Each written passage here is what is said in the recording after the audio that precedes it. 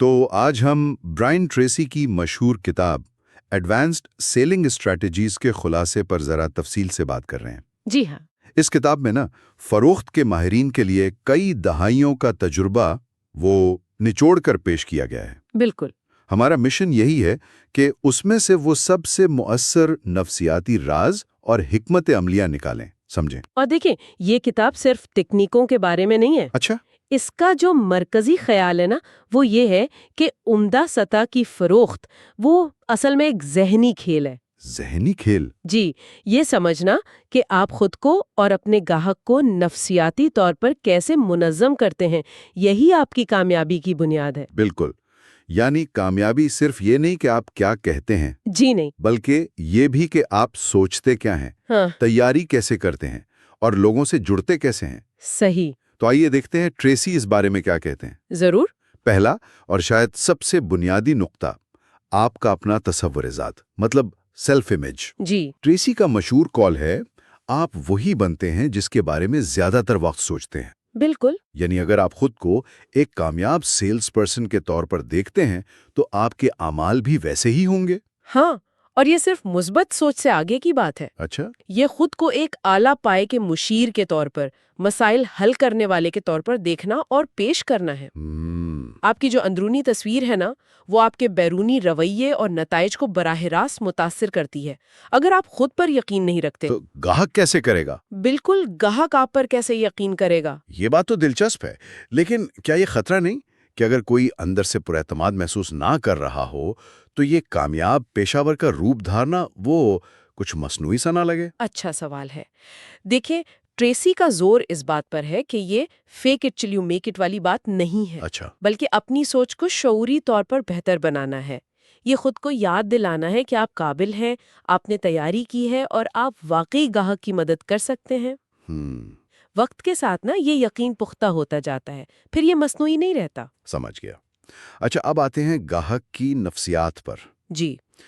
Tracy कहते हैं कि लोग खरीदने का फैसला जज्बात की बुनियाद पर करते हैं और फिर उसे मंतिक से दुरुस्त साबित करते हैं।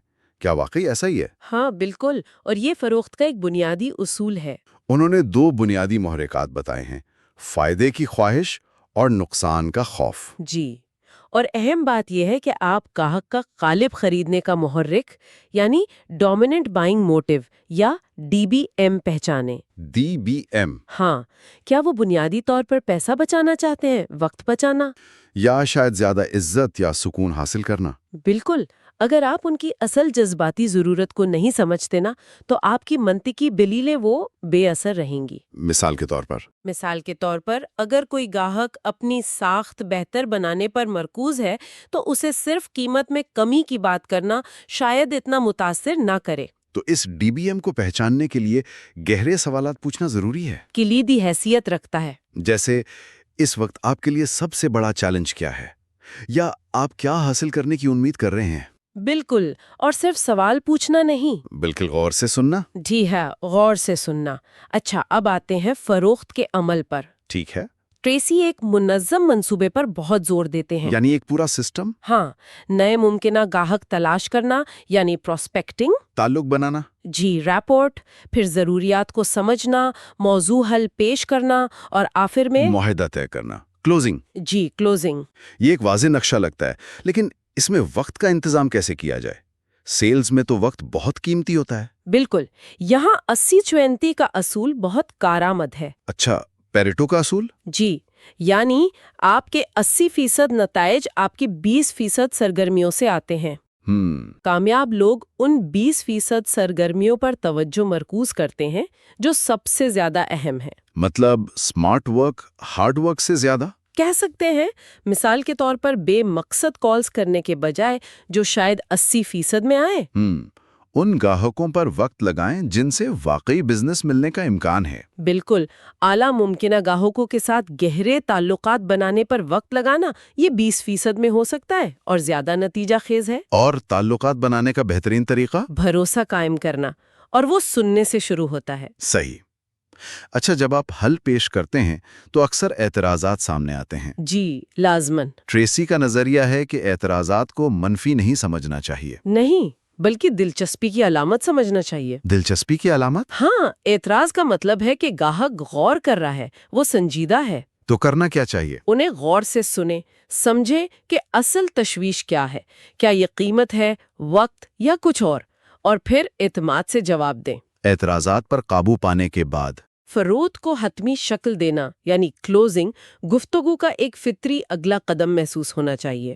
کلوزنگ ٹیکنیکوں کا بھی ذکر ہے، جیسے ازمپٹیو کلوز جی، تو کیا ہم ڈیلیوری اگلے ہفتے رکھ لیں؟